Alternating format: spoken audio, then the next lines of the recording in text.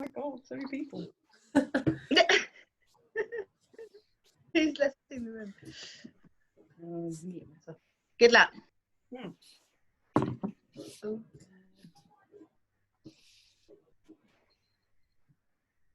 Got the last few trickling in now, so I've got about 13 more of you to get in. There's quite a few of you, so then I'll give you a brief rundown of how we're going to do this, and then we'll get cracking. I think we're almost there. We've got 72 people in already, which is amazing. Cool, that's pretty much everyone. There'll be a couple of other people drifting in, I'm sure. But just to let you know how it's going to work, you should all be on mute at the moment. Don't panic, there'll be plenty of opportunities to ask questions later. It's just because we've got almost 100 people in here, and it wouldn't be good to have everyone talking all over each other. We've not had a bit of a problem with the questions on the Eventbrite this time, but not to worry, just chuck them in the chat. I'll put a brief message in the chat in a second, just so you know where it is. It's at the bottom, slightly to the left. So do put any questions in there at any point, and we'll come to them later than when we've got time for questions. And just to let you know, it is being recorded just in case you know, people have missed it and want to catch up later, but just to let you know. So that's all of the housekeeping, I think. So I'll pass over to you, Alison, and we'll get started. Hi everybody, thank you so much for joining us. It all feels slightly surreal talking to so many people from my spare room, and particularly knowing that any moment one of my kids will come in and start saying, what's for tea, I can't find anything. So if that happens, we'll just have to bear with each other. So I think this is like a really, really important event for women in journalism to do, because you know, as I'm sure probably most people who have logged on tonight realise that, you know, regional journalism is the heart of journalism in this country. Without regional journalism, without those stories that are happening on the grassroots, then we don't have stories in the nationals. And we all know that it's come under pressure in recent years. And then and here comes somebody walking into my room. Yes, and then who literally wants her jeans sewn up. Anyway, so I think, you know, regional journalism has come under pressure in recent years, and this coronavirus epidemic has just made it even more of a concerning situation. But at the same time, I think it's really interesting because it's also given them some incredible opportunities that with the news that can really connect with its readers. So we've got some people today on the panel who I think got some really interesting thoughts on this. So I'm going to introduce the panelists. And then also we've got Helen Dolby as well, who's here joining us today, who's editor of the Newcastle Chronicle, who I think's obviously had Dominic Cummings' patch to contend with over the last couple of days. So I think she might have some interesting thoughts as well, so we can get to her later. So first of all, we're going to start off with Laura Collins, who is the editor of the Yorkshire Evening Post. Where's Laura? Laura, are you there? I can't hear you. Yeah, I'm here. Oh yeah, hi. So Laura, you've been the editor there for how many years have you been there now? So I've been at the Evening Post for about 13 years, unlucky for some this year. Yeah, I'm sure not. Last year was appointed the editor. Brilliant, lovely, thank you. And then we've got Nancy Fielder, who is, I mean, talk about multi-skilling, editor of the Sheffield Star, the Derbyshire Times, Doncaster Free Press, the Mansfield Chat, the Sheffield Telegraph, the Buxton Advertiser, and the Worktop Guardian.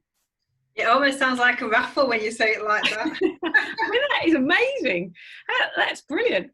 And then that's reflective of the financial state of local newspapers. I suspect we might discuss that later. I thought you were just a superwoman. Anyway, then we've got Emma Meese, who is the director of community journalism at Cardiff University. And then you look after a lot of or you're sort of a spokesperson for a lot of the very small titles. Is that right, Emma? Yes, so we've got the Independent Community News Network is the UK's only representative body. Oh, sorry, phone going off. It's the UK's only representative body for independent news publishers across the UK. And we've got quite stringent entry criteria so that all our members are recognised as quality and reputable news publishers. So that's my job, is to be a mouthpiece for those that don't otherwise get heard. How many are there then in that group? So of our members, we've got 110. We've got a few in the waiting line, the queue waiting to get in now. So we've had quite an influx of people wanting to come in. So we've added another 3 out of 10 applicants over the last few weeks.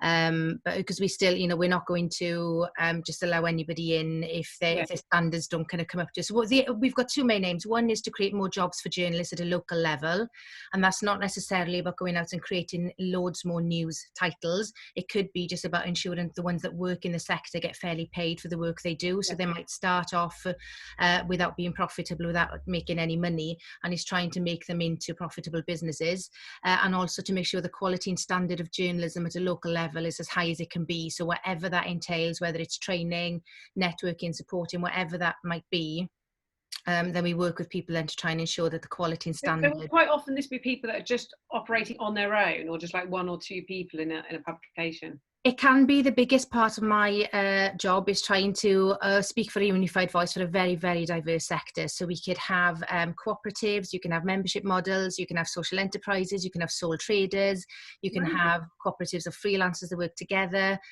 you can have teams of volunteers. So there's a whole host of people, and they've all got different aims and objectives. But at the core of everything they do is to provide really good quality local news and information. So these are going back to kind of the old school journalists that live and breathe and work on their patches. So they report on their neighbours and their friends, and the local council issues are important to them because it's their local authority. So a lot of our members are very passionate about what they do, as a lot of people. Nobody's in journalism for the money these days. Oh, God, no. Brilliant. Thank you very much, Emma. That's great. And then we're going to move on to Megan. Is it Lucero? So Megan is the director of the Bureau Local, who was the winner of the Women in Journalism's Georgina Henry Award, which is really good, in 2017. In 2017 you started up the Bureau Local. So you, a network of 800 journalistic collaborators. Yeah, we have over 1,000 now, actually, and it's essentially the vision is to try to help fill in gaps and increase the accountability reporting across the UK, and to do that by building a collaborative network. So it's both the hyper-locals and the big titles like the Yorkshire Post, but it's also just everyday people who want to see accountability journalism in their communities. So it also means technologists and lawyers and doctors and teachers, and people all play a role in committing acts of journalism, as we call it. And it's a lot of investigative work that you do then, really. Exactly, yeah. We kind of take on a big public interest project, like our project, Make Them Count, which recorded those who died homeless, a record that wasn't kept before then. And you bring this community together to help us fill those gaps, record those numbers locally, and then tell really important stories. Are you working on one at the moment? Have you got anything ongoing at the moment? Well, following on that work that we did of our homelessness work, we did a big piece that kind of analysed the race to house the homeless during COVID, and it really dissected the policy in Scotland, Wales, and England, and also in a far local level. And that had quite a few reveals in it. And also now we're following, now that we've been able to follow how those contracts are up now for homeless hotels, and what's going to happen to this movement that is now bringing everyone in, and what's going to happen at the end of that. So that's something we're working on at the moment. If people are interested, please join us. Amazing. And then we've got Alison Gow, who is the publisher of Laudable, which is a joint project between Reach and JPI Media around for local news. And you've also been editor-in-chief digital for Reach. So would you like to just introduce yourself a little bit more there, Alison? Yes, hiya. Thanks for asking me on this. I work for Reach, and I'm kind of a overarching title, I suppose, is editor-in-chief for the regional digital portfolio. But I currently work over audio with a Google-funded project to explore different ways of telling stories and amplifying voices through audio. And I think that's been a real challenge, actually, when interviewing people and not having studios and trying to get journalists familiar with tech, etc. in the last few weeks. So it's definitely been a sharp learning curve being in lockdown. Yeah, totally. Right, so let's crack on then. The first thing I wanted to ask everybody was, has it been possible, do you think, to do our job as well as we want for our communities stuck indoors, or have we found new ways to navigate that? So Nancy, what's your sort of thoughts on that one? I think it's made us do things differently, but I think particularly for local journalists, it's kind of this is why we're here. We're here to sort of represent the area. We're here to kind of say, don't panic. We're here to say, support your independent businesses that are still going.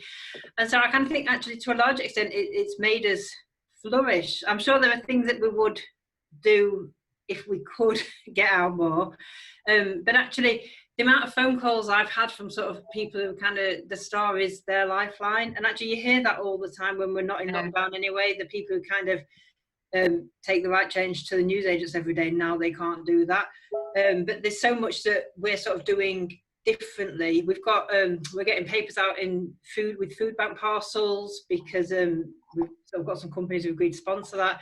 We're sending 10,000 copies free into schools that have been distributed to most vulnerable children because they've got no internet access. And I kind of think actually those kind of things make me really proud and make me think that we're doing it better than ever, but it's because we've been challenged that we've gone, how on earth do we do this? That's kind of really brought that to the fore. Yeah.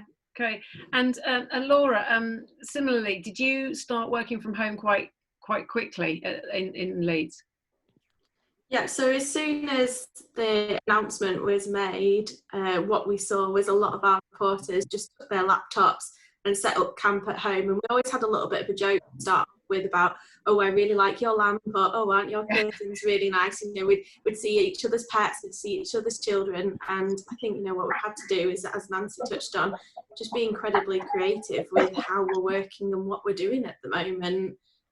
Nancy touched upon, you know, for regional media, I think it is a time to flourish because, you know, we've always been part of that fabric of our community, but what we've found through time now is our need is even more important almost because people want us to help make sense of what's happening on their doorstep and what's happening around us, and you know that is going out in emergency food parcels, that is getting out to the most isolated and the most vulnerable, and you know the messages of encouragement have just been really nice. I mean, I had a fabulous letter from one reader saying that the crossword just made such a difference because it gave them that little bit of a distraction, that little bit of an escape on an afternoon where they could just sit down, have a brew, have a biscuit, and just forget about just the chaos that was going on around them. And that's where we've really come into the fore.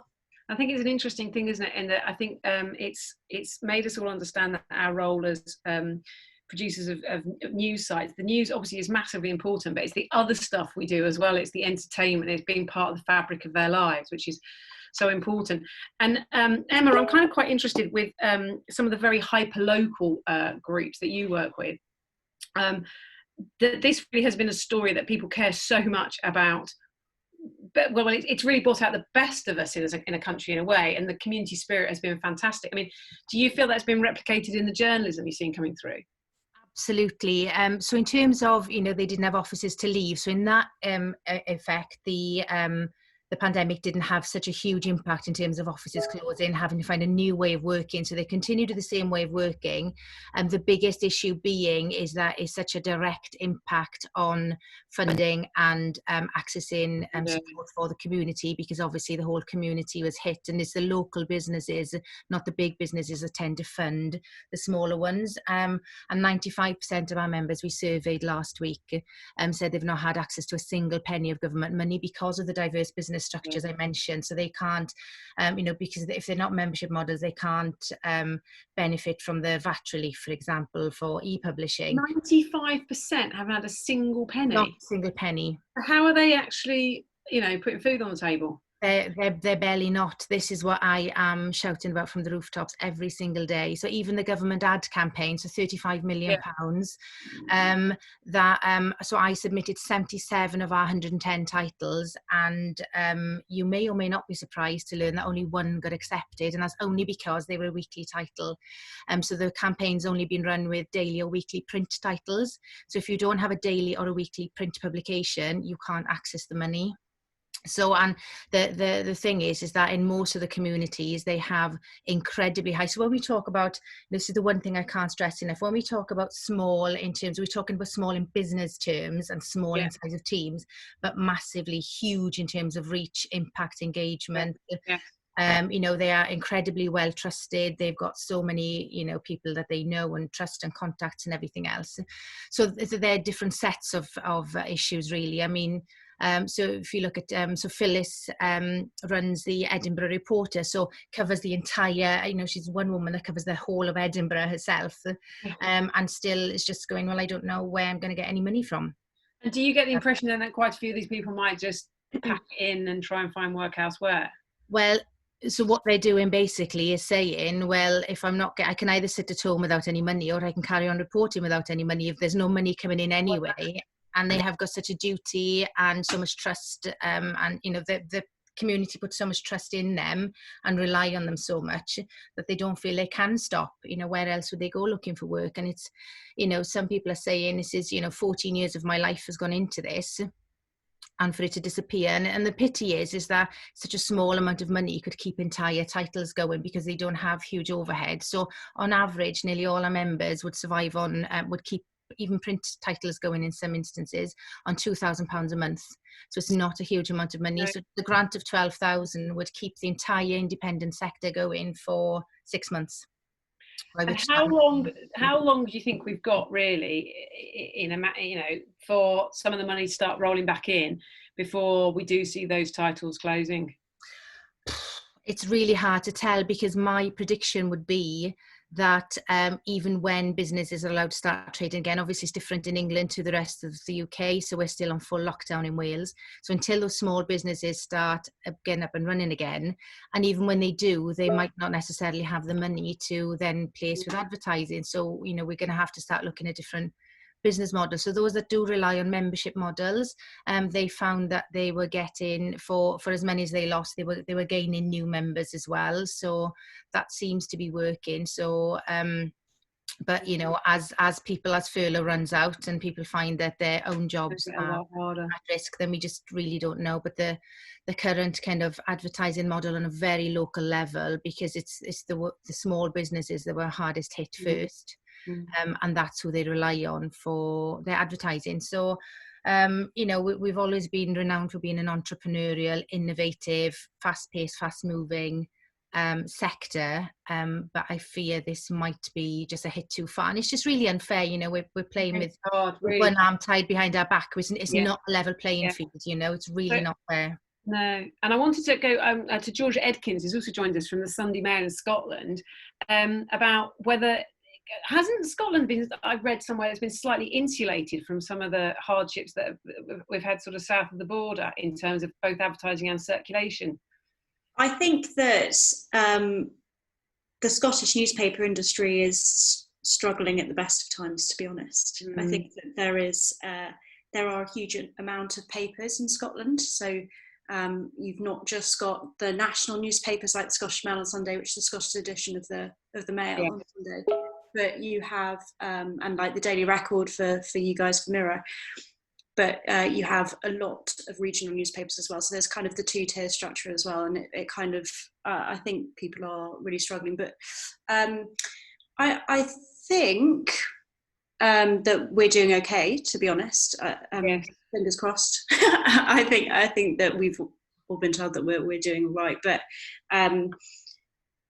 I think that everyone's going through difficulties, and there have been a number of colleagues say, well, this person's had to go, this person's, one after pressing. Unfortunately, I mean, it's clearly going to be a tough sort of few months ahead, and well, lots of questions from people in the audience, but just a couple of bits that I just wanted to flesh out first, because we've got Alison Gow, who's obviously here in her sort of capacity as hugely important in regional press, but also is current president of the Society of Editors. And I think I'd just like to ask you that if there is some dark times around the corner, Alison, what do we do? What can we do as women within the industry to ensure that women don't become the first casualties of what may come to pass, which we know historically is what happens whenever there is a recession anywhere around the world, ever, at any point ever during the whole of history? What do you think we can do, Alison? Oh, that's a massive question, isn't it? I think, so to break it down from the society point of view, I really would like to see kind of the way that we bring people in as members of the society, for example, to be slightly relaxed. So, you've got like more from Emma's field, for example, more a lot of the roles certainly in regional newspapers that are at a senior level but aren't kind of the top of the tree are held by women. You know, there are an awful lot of like female staff who've moved into analytics, social media, you know, audience, really influential positions. And I think that, you know, as the role of the editor kind of flattens somewhat and shifts, Yes. I really think these are the people whose voices we must represent and have at the table, kind of, you know, saying what the society need, as you know, should be campaigning and fighting for. So that's really important to me. I think that we just need more women visibly in meetings. You know, we've talked about this, Alison, the whole kind of the idea of, certainly in a virtual world now, you look at the screen and sometimes I will be one of maybe 2 women in a meeting of 12 people, for example. And also when you add in the fact that women don't necessarily always speak up, they kind of, they will cue to speak, whereas men will talk over each other a lot more. You get voices not heard as much. So I think that, you know, there's a responsibility within companies as well to make sure that there's representation happening visibly at levels and in meetings, and that whoever is running those meetings actually has the proper training to make sure that they're studying the body language, and like no person is just left as a kind of nodding head in the background. That's I think that's interesting. And I was going to say, you know, Laura, as an editor, what do you feel leaders can do at this time to try and ensure that women aren't the first to suffer? I think at this time, you know, leadership has never really been more important, hasn't it? It's all about that constant communication with the teams. And, you know, we had a joke about hangouts and seeing each other's cats and seeing each other's children, but actually, you know, that's part of the process, isn't it? It's part of understanding, as Alison said, you know, that body language and really making sure that you're in tune with your team, but you've got a real understanding of those personal challenges that affect. So, you know, with the kids coming in and interrupting, do you know what, that is part of life at the moment, and that's kind of something that's a new norm, if you will, that we're sort of exploring. But as well, it's about that letting off steam as well as a team. So like on a Friday evening, we have our virtual pub, which is no substitute for the real pub. But, you know, we all get around our screens, we all have a glass of gin or a little beer, we just chill and let off that steam. And it's about, you know, creating that real sort of flexible mindset with that new working.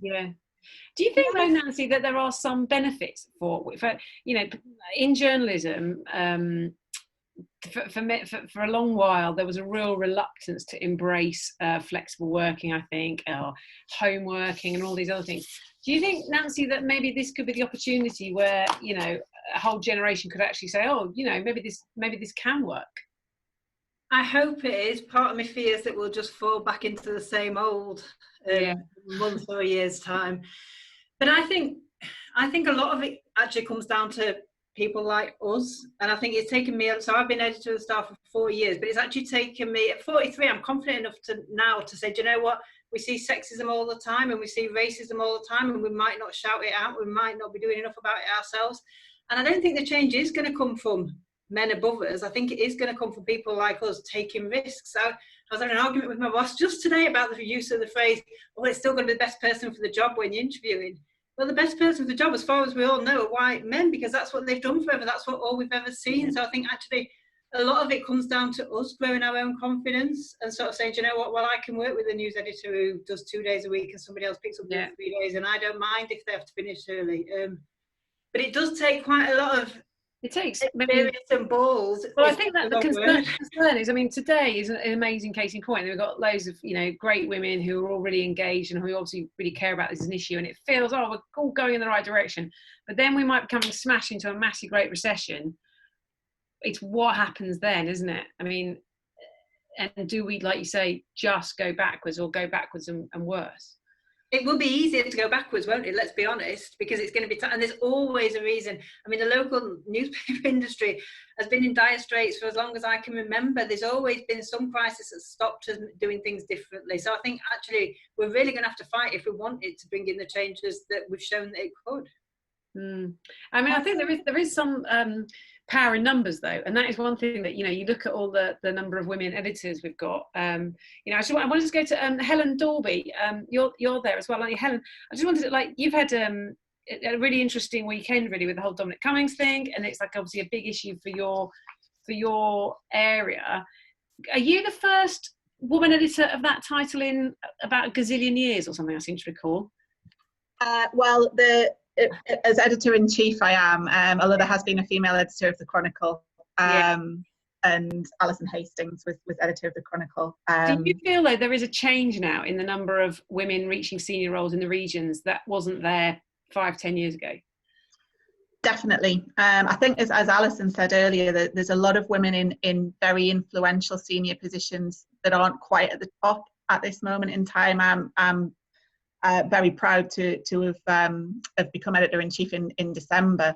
There are a lot of people who I've worked with for the last 10 years or so. I've been with WIJ for 13 years, who are in those positions of influence in the newsroom, and I think that that's really helping, because I think that we've got a really positive culture of mentoring younger female reporters who are coming through and giving them the benefit of the guidance of having been in senior editorial management as a woman, as a mother, or whatever that may be. And I think that we're helping people coming into the industry to understand that actually you can have these roles, and you know, and have the confidence to do that. It's not perfect yet, as Alison said. There are a lot of meetings that are still you're one of a couple of women in those meetings, but I do think that there is a really influential tier of senior managers in newsrooms across the country now who are really helping to support our younger female reporters to understand. And do you think that can be sustained, come what may, but may be coming, you know, over the next 3-4 years, if we do go into a recession? I think it's absolutely vital that it is sustained, and it's our job to make sure that it is. I think it's hugely important that we retain some of the flexibility that perhaps these challenging times have given us. But I think it's really important that we continue to push people's confidence as well in contributing to meetings. I think that was a really valid point earlier about talking over each other versus waiting for a slot. Even harder in virtual communication, and I think it's really important for us as senior female leaders with the experience and perhaps the confidence to do that we really continue to champion that. It's interesting. I've got loads of things I'd like to talk to you about, but I think it's important that we take a few questions now, so that we make sure that we have had time for questions before we move on. So there was quite a few questions. Now there was about the someone was saying, okay, I'm just going to read this bit out. The pandemic has been disastrous for many of us working in local journalism. So I think with the person, is it Louise? Would you like to ask this question? Yeah, I'll just get her up, so she should be able to speak. Okay. There we are, Louise, you can speak to us. Oh, there you go. Hi everybody. Yeah, up until the week before lockdown, I was the freelance sub-editor for a small weekly in Cheshire. I've been there for about 2.5 years. And the last shift that I did was early in the week before lockdown. And when I finished my shift that day, I said to the deputy editor, I will keep coming in as long as I'm not sick and as long as the trains are still running. And on the Friday, I got the phone call in the morning to say, we're really sorry, we're going to let you go. We haven't got any choice. A lot of the staff had been they've basically been put on unpaid leave, although they've all been furloughed now. And the ones that were still working were working from home, but it wasn't possible. The system that they had there for all the sort of, the editorial stuff, the nuts and bolts on the production side it's all siloed without the internet, so it wasn't possible to keep me on and have me working from home. So, and I had about 7 shifts booked for April because it was Easter and I was doing extra holiday cover, and overnight just everything gone. 10 weeks down the line, I'm just now assuming that I'm never going to go back, and I know other people in this position as well where they've just lost all their freelance work. I think it's an interesting point. I mean, the industry has relied on freelance work increasingly in recent years, and of course freelancers now are a far greater sort of risk. Emma, what's your sort of thoughts on that? Oh, we lost. Is Emma? Yeah, sorry, I was right for a second. Yeah, I mean, it's just really difficult because with, you know, when you're working really closely on the ground locally, but there are organisations that are completely dependent on freelancers, and as soon as they get back up and running again, they will not be able to run their operations without you. So I wouldn't lose faith completely. It's just you're quite optimistic then, really, that things will improve. Do you think?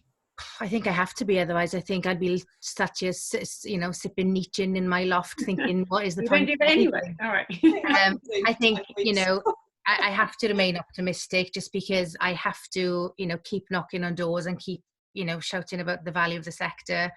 It all depends on how long lockdown goes on for. This is the thing. I mean, it is starting to change in England, but as we've seen in Wales and Scotland, we just haven't an end in sight yet in Wales. So there's no talk of releasing the lockdown. So I think there is only a certain amount of time this can go on for. But if your organisation that you work for has managed to furlough staff, then they will be back up and running, and they won't be able to manage in any way more than they kind of were before. And then other titles where they will have lost, you know, if you pitch things to other organisations as well in terms of freelance, at least you're not tied to that one organisation. So in a way, if you start being sort of quite entrepreneurial and having a good local story, then just seeing, you know, if you think of the Nationals as well, they haven't got their journalists on the ground in various communities in the same way as they had before. So if you've got that kind of local knowledge and local angle and try selling your stories on to other people, you're not tied to that organisation. So we're in the process at the moment of creating a UK-wide hyperlocal news agency because so many of our members were having their content lifted because they were the ones at council meetings, at court meetings. Yes. And we're hoping that in a way, it's a shame that, you know, this is a Google D&I funded project. In a way, it's a shame that this kind of wasn't off the ground a few months ago and that we didn't have this network, because it's a really good way of surfacing those really local stories, which are so important to people, because as we know as journalists, that's what gives context to any story. So it's not, you know, people don't often share facts, it's how they feel about the facts, and you get that feeling by telling people stories, because you can imagine, is it your mum, your gran, your uncle, your brother? So those are the stories. So, you know, maybe start thinking about, you know, you still got, you know, if you still got access to those local stories, then, you know, seeing if anybody else that can't reach your community and are lacking in those stories, they might appreciate it. Yeah, I know, that's great, thank you. And then I was also going to sort of say to Megan, because also, do you work with a lot of freelancers as well there, Megan? So this must be an issue that's coming up for you as well. Yeah, we're seeing a lot of it. I mean, we're working with reporters that have been furloughed and those who've worked in freelance capacities. I think, you know, it's very similar to what Emma's saying. We're hearing people are just trying to hold tight. Some of them have been able to use some of the government schemes that have been out, but a lot of them, it just doesn't quite apply in that space. It's a bit difficult. I mean, in some ways, as you said, like either nationals or those who have cash actually do need the flexibility of freelancers at the moment, and have been using that in some ways. But we just don't quite know what the landscape is going to look like on the other side of this. So I don't really have much more to add to that. The only thing I did want to add, the earlier conversation about kind of what we can all do as women leaders and women in our various newsrooms, is I think there's the important point that was mentioned earlier about making sure that we are in those rooms and making sure that we are making our voices heard. But I think it's important to be fighting for equity in journalism. This is something, if our industry is going to survive, we need to be relevant and community driven and deeply connected to those spaces. And that's what so many people in this Zoom call and out there are doing. A really positive, isn't it? It's really positive. It is, exactly. And I think there's an opportunity to challenge that. Before we were told about those who were living with disabilities were told they could never work from home for various organizations, and now they're finding that they definitely can. Like you said, flexible working, people who had different kinds of living and home arrangements that didn't make that. We have the opportunity now to include all those people in our newsrooms too, on our stories, and in the whole process of journalism. But also we really need to reimagine the way our organizations are structured. There is an opportunity to look at this as saying, should we really look at how money is distributed within that organization? Does it make sense to be letting various people go while people at the top are still earning a lot more than others or taking away from others? So I think there's an opportunity for equity in journalism to be coming both in the business model, but in the approach, and a space to come out of this showing how valuable journalism is and how it can be reimagined. So I'm trying to be hopeful in that sense, and I think it takes a lot of people. But I think it's very interesting, and that everyone has said about the kind of the relationship that they felt with readers has only been strengthened during all this, which is, you know, really, really positive. I wanted to move on to another question that we've got. Orla McAndrew, would you like to ask your question? Yeah, I was wondering if you had any advice, because you talk a lot about getting into those meeting rooms, or there being a lot of men in them. What would you say to like aspiring journalists like myself who want to be in those rooms? How do you get into them? Laura, would you like to talk about how you get yourself at that table? I think a lot of it boils down to confidence, if I'm honest, and a lot of it sometimes it's in speaking from my own experience, you know, in a newsroom that's very male dominated. Often the meetings are very male dominated, and you know, sometimes I might be the only woman around that table, but it's making sure that I've got the confidence in myself and my convictions. And even if, you know, there's a table of men sitting around you and they don't agree with you, it's about having that strength in your own conviction and being able to sit there and say with authority, do you know what, I take your opinion on board, but here's what I have to say. My opinion is just as valid as everybody else's. And do you know what? It is about having balls at the end of the day. It's about sometimes taking that step when you come out of the room and you think, oh gosh, I can't believe I've just said that.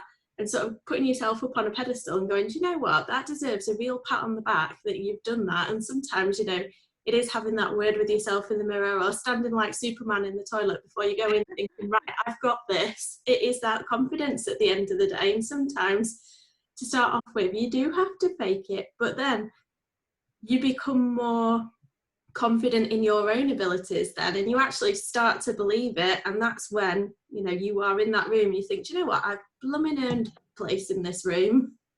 Yeah. Alison, you got any top tips on how to get yourself to the table, or the Zoom call as it now is? Well, I definitely think, Orla, if you're in a news organisation now that has some kind of mentoring structure, which your HR would know about, get on a mentoring program so you can become a mentee, I think it is, of someone, whether they're in the newsroom or somewhere else in the business, who can like talk to you about ways to build confidence, what happens when somebody talks across you in a meeting, how you close people down when that happens, what happens if you say an idea and somebody else repeats it and it gets kind of taken up and you're left there thinking that was my idea, why are we taking it in a different direction? I also find if you don't have mentoring as an opportunity, there are independent organisations that offer that. And what, to echo what Laura said, I rehearse things. So if I know I'm going to have a difficult conversation, or I'm going into a meeting where I might have like an idea that I want to get across that I think might be unpopular, or is certainly going to like throw the cat among the pigeons, which is something I do enjoy doing nowadays, but it's not easy to get to that stage. Just rehearse it so that you can kind of work through what people might say back to you, because I do find that if you've got that kind of pattern of responses in your head that you think might happen, you're so much more able to deal with whatever does happen. And you may well find that everybody goes, fantastic idea, but you've worked through the different permutations. Brilliant, thanks Alison. And I think just apart from the chat as well, that Women in Journalism also does a mentoring scheme, which this year it's already people have been paired up, but certainly for next year it'd be great to have you involved. And that hopefully could be quite helpful. There's another interesting question, I think, from Jane Haynes. Is Jane there? She should be shortly. There we go. Hi, here we go. How are you?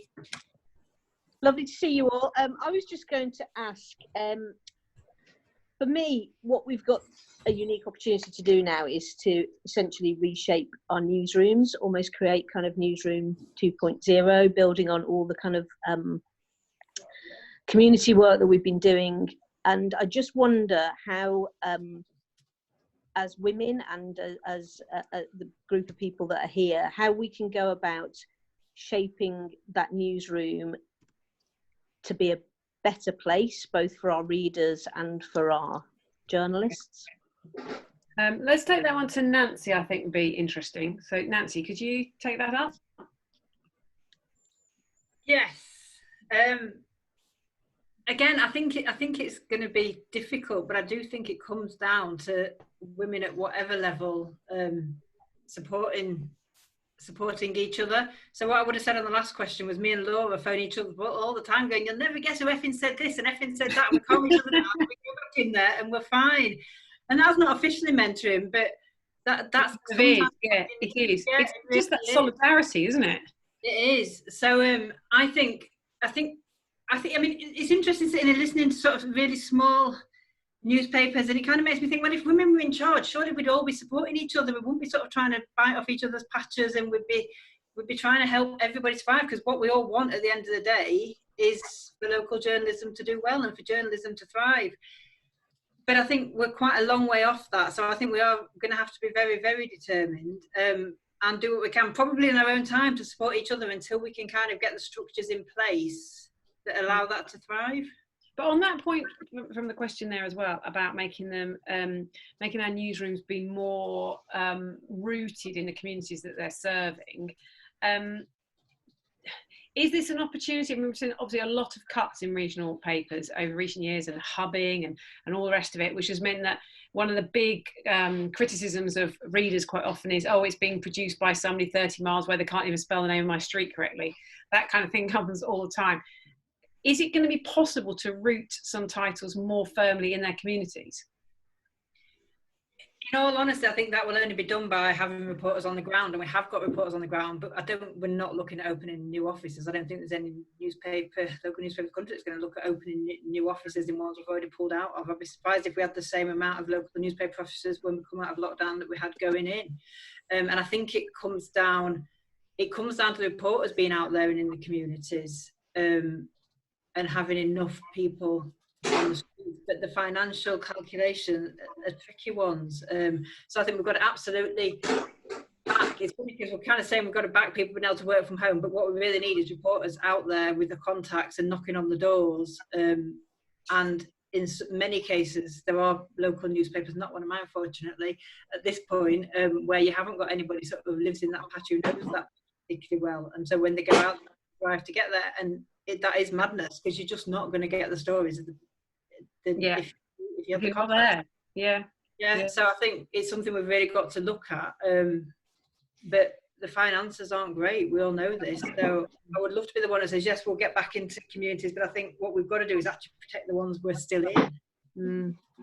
Do you think, though, Megan, you might be interested in this. Do you think that as a country, we have neglected regional journalism in favour of national journalism in a way that it's not like that in the States, and it's not like that in other countries as well? Do you think we've made a mistake there, and this could be a time where it's rebalanced slightly? I mean, I think what you're seeing, though, is pretty universal. I mean, yes, the US has seen a decimation of its local press, and they're trying to rebuild it. If you want to look at kind of solutions and inspiring things of trying to rebuild that, that's what they're a few years ahead of that. They're investing kind of loads of money and new initiatives in trying to do that. So I wouldn't say that, and I guess, local journalism has been the heartbeat of us in this country, and I think it's not. I wouldn't say it's that it was an intentional decision. I think it's about business models that have had to adjust over time, and as you see, and that's this is to me always the issue of COVID, the issue of austerity, the issue of whatever the issue is that we're dealing with in the UK is also the issue that we're dealing with right now when it comes to how we keep the press alive. It was difficult before. We knew local press was really, really struggling before. And now once this has hit, it's really crumbling those who were just living kind of month by month. So I think, I think there is still an opportunity. I think you've seen over the past 3 years that I've been running the Bureau Local, there was the local democracy scheme that was opened up. There's been the government Caring Cross review. There's been the Nesta fund that has come through. The great work that Emma's been doing at ICNN. Like these things have come through just in the past 3 years. People are opening up to it. Membership models, cooperative models. I think the future is in this innovative, creative space that everyone just talked about. It is possible, as Jane said, to try to hold on and preserve this community spirit if we prioritize that. But at the same time, I think, as well as Nancy is saying, we have to protect what's still there. And it's a total reality that it's just being wiped across the board. And I think kind of coming together and creating new solutions to what that might look like is going to be more important now than ever. And I think there is more money coming in, there is more opportunities coming through, but I don't think we have to always fall back to the traditional models. No, and I think that, and then quite often out of a disaster of some form comes very new innovation and new ideas.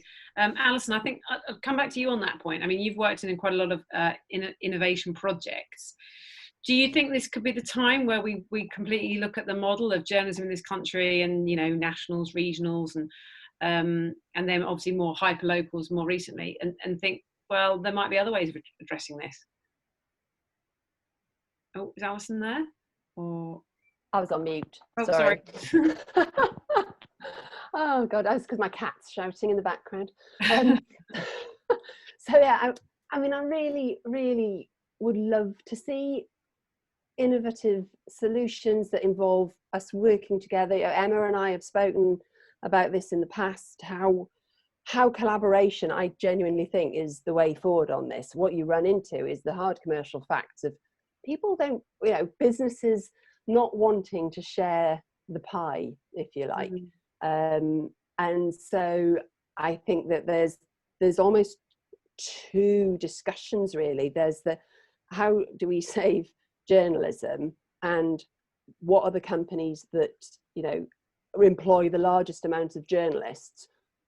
Where like Reach, for example, I work for, what's their role in saving journalism? Should there be more government funding around it? Should there be, like we've got the LDRs, we've got Facebook reporters, I've got a Google intern, I suspect Megan might have as well at some point, joining with the, to join in the data unit for 3 months. She's paid for by Google. Where else does? But some of that stuff feels to me always slightly that you're being thrown crumbs by the people that are trying to kill you, like Google, Facebook, BBC, all the rest of it. I mean, surely there has to be like a massive restructure whereby people who are producing great quality journalism should get the benefit that they deserve to run a business. Emma, do you want to comment on that? I was nodding furiously. I was like one of those Churchill dogs in the back of the car. Yeah, I think, I can't stress enough the amazing, brilliant work that our members are doing, and they've had absolutely nothing. I'm trying my best not to swear here, but I mean, they literally have had nothing. And when you've still got government looking at, giving money where they've always given it. So the Cabinet Office and Omnigov, which is the media buying arm, and John Whittendale have said, oh, well, it's just much easier for Omnigov to deal with the big place because that's who they've always dealt with. And, and I had to send an email a few weeks ago saying it beggars belief that, that the government has managed to do amazing things it's never done before. It built the Nightingale Hospital in 9 days with a 4,000 bed capacity, and at that day it was 26 days into the ad campaign and they still hadn't managed to put a bloody digital ad in any digital paper, which is just bonkers. So I think it needs to be a complete overhaul from government right down. I think what we can all, from all our newspapers, I think what we can take massive comfort from is that people have never wanted journalism more. There's never been more of a hunger or more of an appetite for news and information. People have been locked inside their houses and they've been desperate to know what's going on outside my front door. And as much as they're interested in the national stories, and I think, you know, there's a real place here for national stories with local angles, which I think is, you know, I know with the Mirror, that's something that you kind of try and do a lot of. I think there's a real, you know, and I think it's just trying to make sure that these that are already doing brilliant work do not get left out of the big schemes. So, you know, we shouldn't be an afterthought, it should be a seat at the table. So I've been incredibly lucky, being a woman. I echo what Alison says 1,000,000%. I mean, I look at the screen, I've done quite a few Zoom screen grabs where I'm the only one with lipstick on. You know, and often, you know, so I'm from a sector that's kind of fighting, plus I'm a woman that's kind of fighting. And coming back to what Ola was asking earlier, just, you know, be confident. I couldn't agree with Laura more. When I started, I was the only female in the newsroom. There were 14 of us. The other 13 were all men, and there was a 20-year age gap between me and the next youngest in the newsroom. So I got sent out to buy tartan paint. I got sent out to buy skyhooks. And when I did my first door knock, I, honest to God, didn't know if this was another joke or not. They'd all go to the pub on a Wednesday. You were still allowed to smoke in the newsroom then. So on a Wednesday morning, I'd go and buy 20 cigars and 2 bottles of whiskey. Then they'd all go off to the pub and I'd be manning the phones. But while I was manning the phones, I was busy getting other stories, and then they were starting to see, oh, actually I was getting more leads, and actually I was getting more front page stories, because while they were pissing it up in the pub, I was like, well, I'm not going to let them carry on. And I have the mouth like a navvy, to much to my mother's dismay, because it was like, if you can't beat them, join them. So I swear like a trooper. I haven't gone down the cigar smoking route, but you know, you're as good as them. You know, absolutely, you know, become them. And I've made an entire career out of people thinking I'm stupid, I've got a strong Welsh accent. I was an undercover journalist for a really long time. I remember being undercover as a cleaner in a hospital, trying to uncover why they kept getting outbreaks of MRSA. And I was snooping in areas I definitely shouldn't have been in. And the security guard put his hand on my shoulder, and I was like, oh, I'm really sorry, I was looking for the toilet. You know, use it to your own advantage. Just go for it. You know, you've got a brain, and you've got, you know, the only thing you're missing are 2 balls and a penis. You've got everything else they've got, and they don't need that to do their job. So just go for it. Just have the confidence to go for it.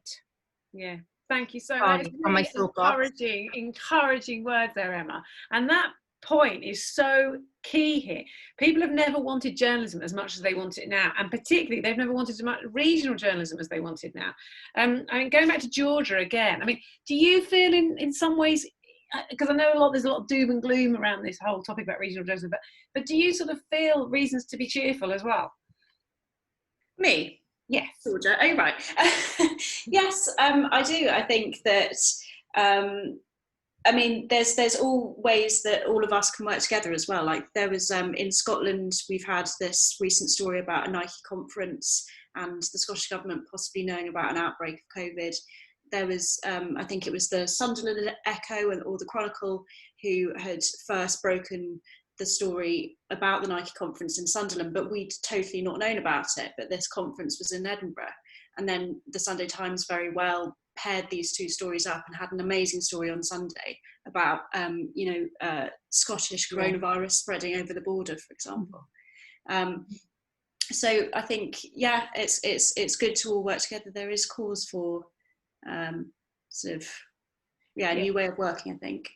Yeah.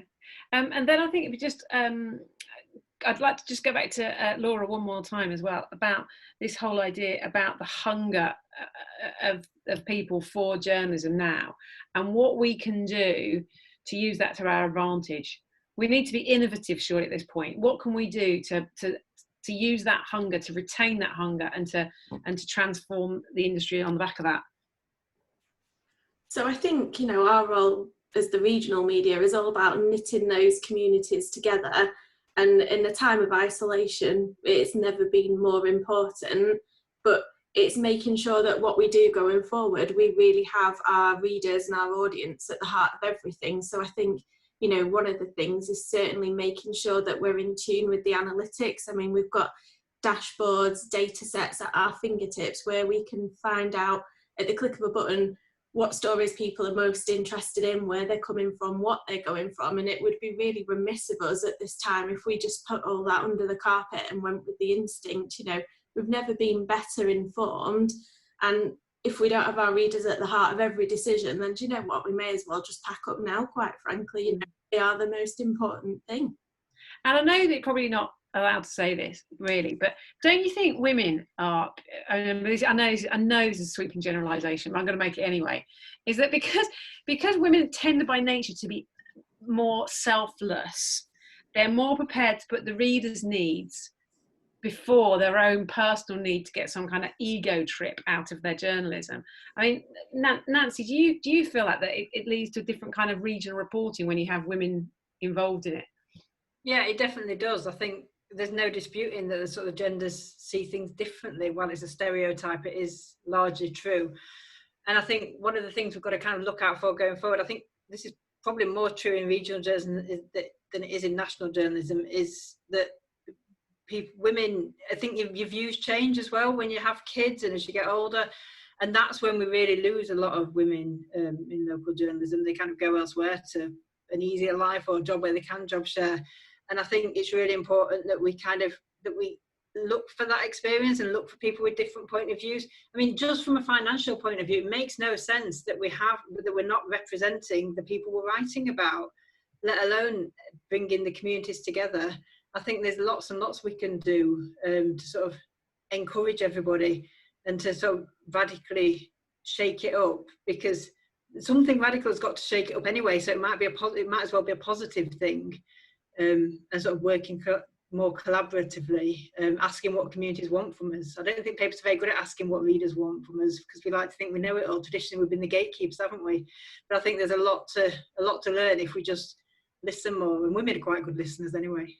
Well, and I think that's the really interesting point. So I just wanted to quickly, because I think we're going to have to wrap up soon, is just run sort of through the panel and just see if we can have maybe one point from all of you, is how we turn what has been a crisis into a positive for the future. So for regional journalism, and particularly for women working in regional journalism. So let's go back to Laura to start with. One thing that we can turn that crisis into a positive.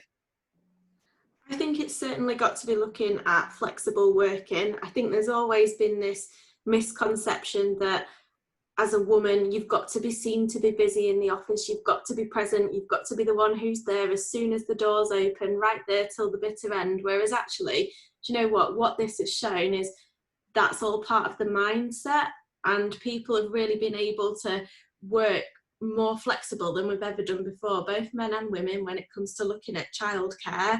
You know, hours have been different. It's been away from the traditional 9 to 5, and actually, do you know what, some of our reporters are working evenings to fit around that childcare. So how do we take that flexibility and really use it going forward to give women more opportunities, so they don't have to think I've got to be pigeonholed in this certain box at this certain time? Actually, no, now's the time to think differently and think outside the box. Yeah, thanks, that's great. Megan, how do we take this crisis that we've been in and turn it into an opportunity for the future? Well, I think so much has already been echoed, so I'm going to say something different, which is that, I think women have to be at the helm of the future of business for this. Like, most of us in this room come from the editorial, but the decisions and the cuts that are happening sit outside of our remit. Like, we are being affected by, not everyone, there's a few obviously in this room, but largely, like, we're having these conversations about things that are happening to us rather than decisions that we're part of. And that was kind of the point I was making, I guess, before about equity. So I think we need to be not just in the rooms, but we can be building our own new models. And I think there's definitely the talent and the skill and the knowledge to do that. So I think, I'd love to see journalism programs. I'd love to see women in journalism supporting women entrepreneurs in this space, because that's how we're going to rebuild a different model. And I think that's a really interesting point as well, how, what we can do to encourage people to go from the newsroom into the business side of the industry.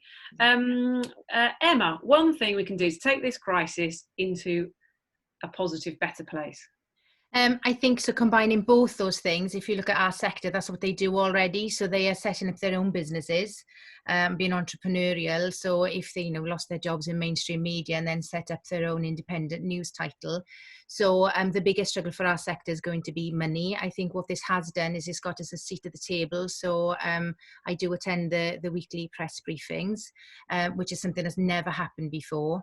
So we've started to have these conversations, but we've got to capitalize on it. But I would just say, you know, just really have that belief in yourself that, you know, and just that confidence to say, look, I've been doing it like this for the last 3 months. Why does that have to change? And put that case forward and say, you know, well, who says? It's that thing years ago. If somebody had have asked what they wanted, they'd have said faster horses. They wouldn't have thought of a car. And then somebody came along with a car.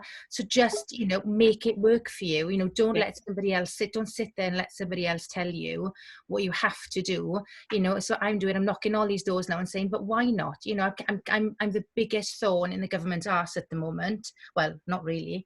But anyway, but in terms of, you know, just saying, but why? But why? And just keep asking. Just don't take the first answer they give you, and just say, but why? You know, why is this not a digital campaign? Why is it excluding so many people? And until they come back with reasonable answers, and do the same with your bosses and say, but why? You've done it like this for 3 months. Why does that have to change? And start those conversations. And it's the same as, you know, Dragon's Den. They go on with a good business case and a good pitch. So pitch yourself. You know, it's really important that we pitch ourselves. You know, and that we support each other. I'm always happy, you know, Instagram, Twitter, Facebook, anything, emails. If anybody wants, you know, a chat over a gin, I'm always happy to talk. Oh, thank you.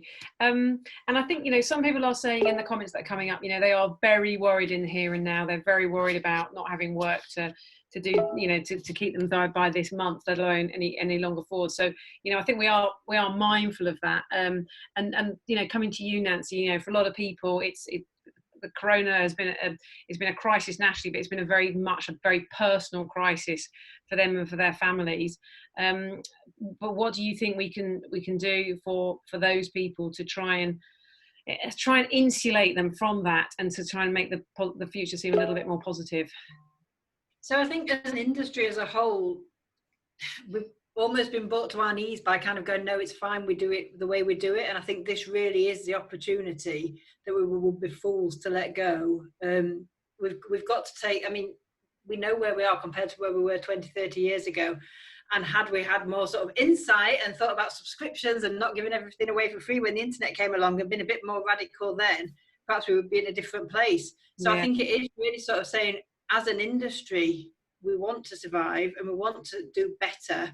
And actually that includes everybody. That includes your freelance subs. It includes everybody, doesn't it? So I think, but we've got to all come together, and we've got to be challenging the status quo. Because as I said earlier, my fear is we will just slip back into it.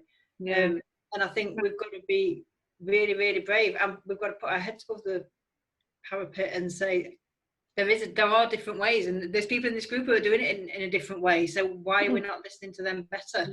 And that would secure the bigger news organisations, but it would also, if we did it right, it would feed down into the smaller and the sort of news hubs. Yeah. And then Alison Gow, you know, you've worked in regional journalism 30 years. What's your take on how we turn this crisis into an opportunity, or can we even? Yeah, you know, I think when you look at 2007 and how the rise of the internet and the panic that set in around newsrooms who just had no idea how to deal with this new audience, what platforms they should be using, the technology that they might need, all that, and now we've come to a point where, as has been said on here before, you know, we're using analytics that we understand our audiences. We have people doing jobs that didn't exist 10 years ago that are utterly vital to our survival.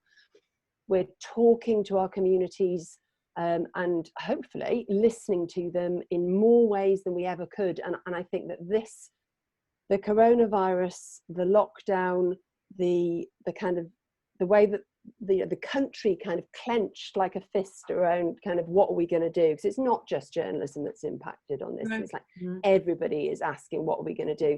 The way that we as local journalists go forward is to just say to our audiences, what do you want from us?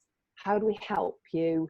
What do we need to like be the information sources that you trust, which is a huge thing at the moment, isn't it? And you turn to.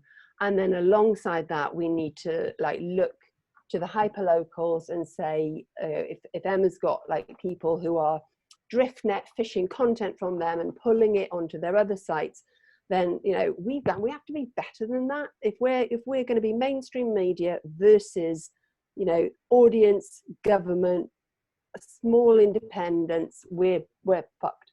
So let's just kind of have a completely different way of working that says we work with audiences, we work with other media where we can. The Mirror did it with The Guardian, fantastic effect at the weekend. And I'm working with JPI now. I love working across those different news brands. I've learned so much from doing it, and I will stop talking.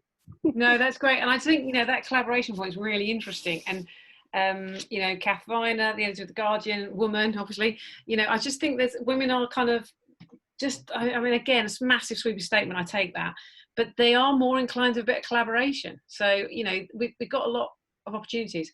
I think we have to wrap up now, so I think we've gone about 15 minutes over time. I just wanted to thank everybody so much for taking part.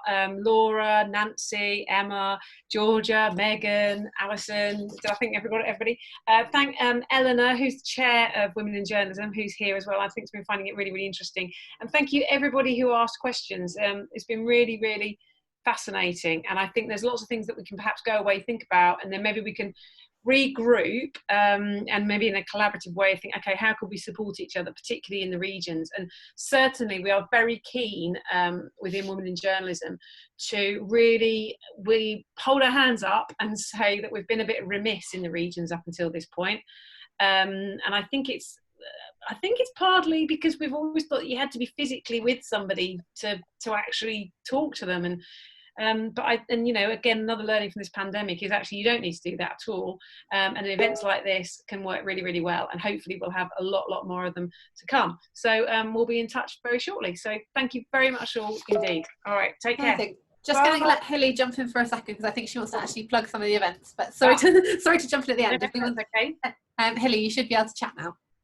Okay, hi, thanks especially to you, Alison, for doing this together and being completely on top of it when you're running, a massive news story yourself. We have been for days. Hats off. I'll have a breakdown later. It's fine. Just to say, I work with the events at Women in Journalism, and everybody here. There's been about 75 people here this evening from the regions, and we're so pleased that one of the few upsides of the virus is that we can now do lots and lots. We're now doing lots of stuff online, and you're super welcome to join us. We're doing an event almost every week now, right up until the end of June. And next up, we have the chief foreign correspondent of the Sunday Times, the brilliant Christina Lamb, who's going to be talking to Eleanor about her new book, which is all about the effect of war on women. And coming up after that, there are lots of practical events. There's one coming up about making a fresh start in journalism, either because you want to or you might have to. And we've also got the very first interview with Rula Halaf, the recently appointed editor of the Financial Times, coming up too.